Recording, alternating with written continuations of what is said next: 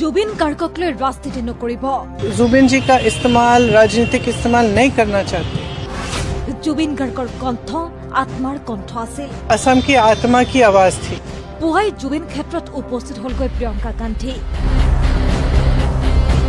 मरমৰ শিল্পীগৰাকীক শ্ৰদ্ধাঞ্জলি জনালে কংগ্ৰেছ নেত্ৰীগৰাকীয়ে।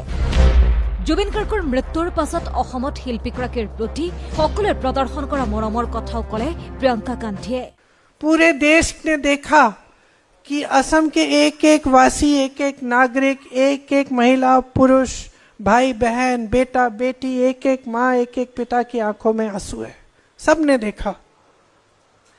और हम जो दूर बैठे थे, हम समझने की कोशिश कर रहे थे कि क्या थी वो चीज, कौन सा जज्बात था, कौन सी भावना थी जिसने असम के लोगों को इस व्यक्ति से जोड़ा।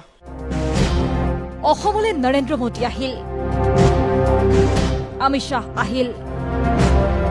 আহিল বিজেপিৰ ইজনৰ পাছত সিজনকৈ ডাঙৰ নেতা। কিন্তু কাৰোৰে মনত নপৰিল মৰমৰ শিল্পীগৰাকীলৈ।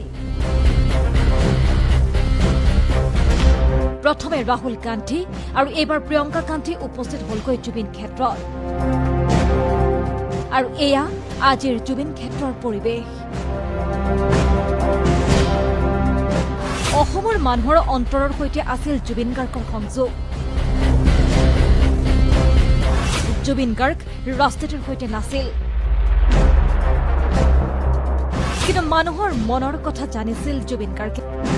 আজি জুবিন ক্ষেত্ৰত উপস্থিত হৈ আৱেগিক হৈ পৰিল প্ৰিয়ংকা গান্ধী। প্ৰাণৰ শিল্পীগৰাকীৰ শেষ শয়নস্থলীত উপস্থিত হৈ প্ৰিয়ংকা গান্ধীয়ে দেখিলে পূৰ্বে কেতিয়াও নেদেখা পৰিৱেশ। কোনোবাই যদি চাকি জ্বলাইছে, আন কোনোবাই জ্বলাইছে ধূপ, কোনোবাই মৰমৰ শিল্পীগৰাকীৰ বাবে আগবঢ়াইছে কিতাপ। জুবিন গাৰ্গ সদায় ৰজা আছিল, ৰজা হৈয়ে অনন্তকাললৈ জিলিকি থাকিব। দেশবাসীৰ অন্তৰত ৰজাৰ দৰে শাসন চলাব জুবিন গাৰ্গে। অসমত যদি নিৰ্বাচন আহিছে, তাতো জুবিন গাৰ্গ। যদি কোনোবাই কান্দিছে, তাতো জুবিন গাৰ্গ। জুবিন নাই ক'ত?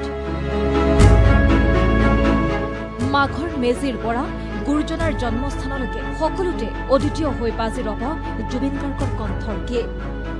বিদায় পৰত জুবিন গাৰ্গ চিৰদিন সকলোৰে অন্তৰত থাকিব বুলি কৈ গ'ল কংগ্ৰেছ নেত্ৰী প্ৰিয়ংকা গান্ধীয়ে।